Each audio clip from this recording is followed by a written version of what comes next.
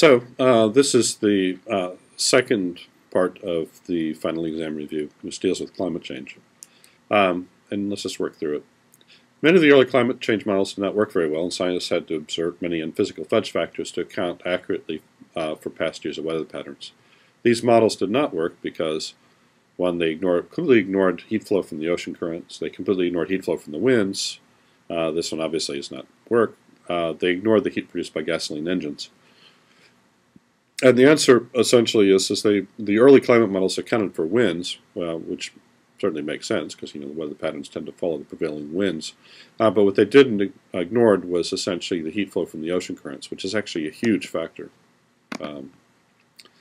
Snow cover at high latitudes in the northern and southern hemisphere, this is towards the North Pole or towards the South Pole, helps to cool the Earth because 1, snow absorbs heat from the sun and melts. 2, snow reflects radiation from the sun. 3, snow cools the wind. And 4, snow sublimates into water vapor in the air. And the answer is that if you don't have the snow cover, then you basically have dark Earth. Think about a farm field, for example. And it absorbs a lot of sunlight in the visible and then just basically warms up. Whereas if you've got snow cover, then it reflects radiation from the sun, and which the visible light just reflects back into space, and so it doesn't get absorbed by the Earth. And so that helps the climate change problem. Whereas if it absorbs, it just increases the heat load. Population of the Earth hit 6.5 billion last year. The number of people who have electricity in their homes is 6.5 billion, 4 billion, 2 billion, 300 million. There are 300 million people in the United States, so clearly it's not that. And it turns out actually that it's 2 billion people have electricity in their homes. Only about less than one third of the humanity that lives on, the Earth have electricity. Fourth one, loss of the Arctic ice sheet would, Arctic means basically that this is the North Pole. This is the pole that's floating on the water. 1, make global warming worse since the dark water absorbs lots of sunlight while ice reflects it. Make global warming better since dark water reflects lots of sunlight while ice absorbs it. Makes global warming worse since the dark water reflects lots of sunlight while ice absorbs it. 4, makes global warming better since the dark water absorbs lots of sunlight while ice reflects it. Clearly, it would make global warming worse because if you have ice, then it reflects lots of heat from the sun. Whereas if you have open water, it tends to absorb lots of sunlight, which basically is a tremendous heat load. That makes global warming worse. If you lost the Greenland ice sheet, it would raise the level of oceans by, 1 meter turns out to be the amount that it's expected that the ocean should rise just because of the loss of glaciers and snow cover in the next 100 years. If you lost all of the ice sheet on Greenland, it would actually raise the ocean levels by 7 meters. If you lost the ice sheet in Antarctica, in the South Pole, the continent, it would raise the level by 100 meters. If you lost the North Pole ice sheet, since it's floating on water, it wouldn't change things at all.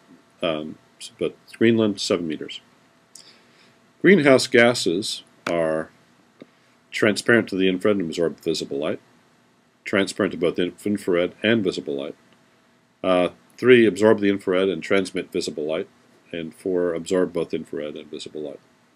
So greenhouse gases basically allow sunlight to come through in the visible, but heat, in the terms of infrared radiation, gets absorbed.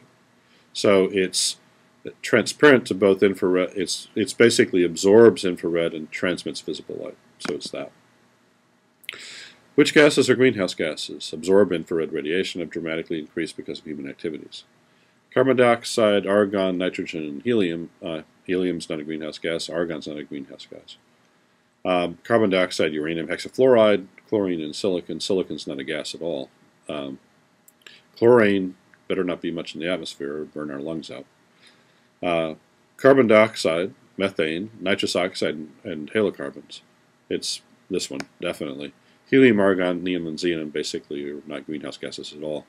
Carbon dioxide from burning fossil fuels, methane from essentially cows, mostly, and actually decaying garbage.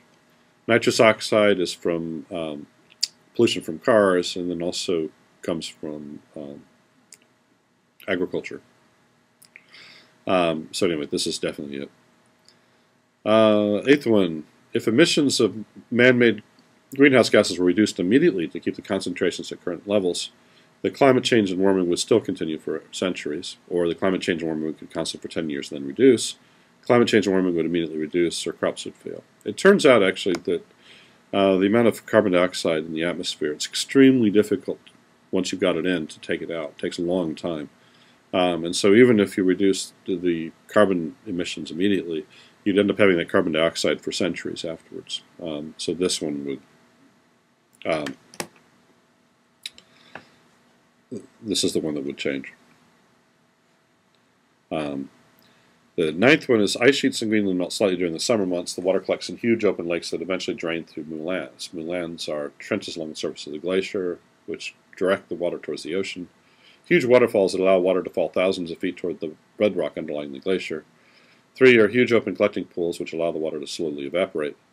4 are pumps which punch water uphill to huge tanks which provide water for the people of Greenland. Again, it's the huge waterfalls which allow the water to fall thousands of feet towards the bedrock underlying the glacier. Essentially, there are cracks in the ice, and the water runs all the way down. The meltwater essentially runs all the way down to the bedrock, and this is thought to lubricate the motion of the glaciers, these very thick kilometer-thick glaciers over the bedrock, making them move faster towards the ocean, which is potentially a problem. So that ends our review of the climate change.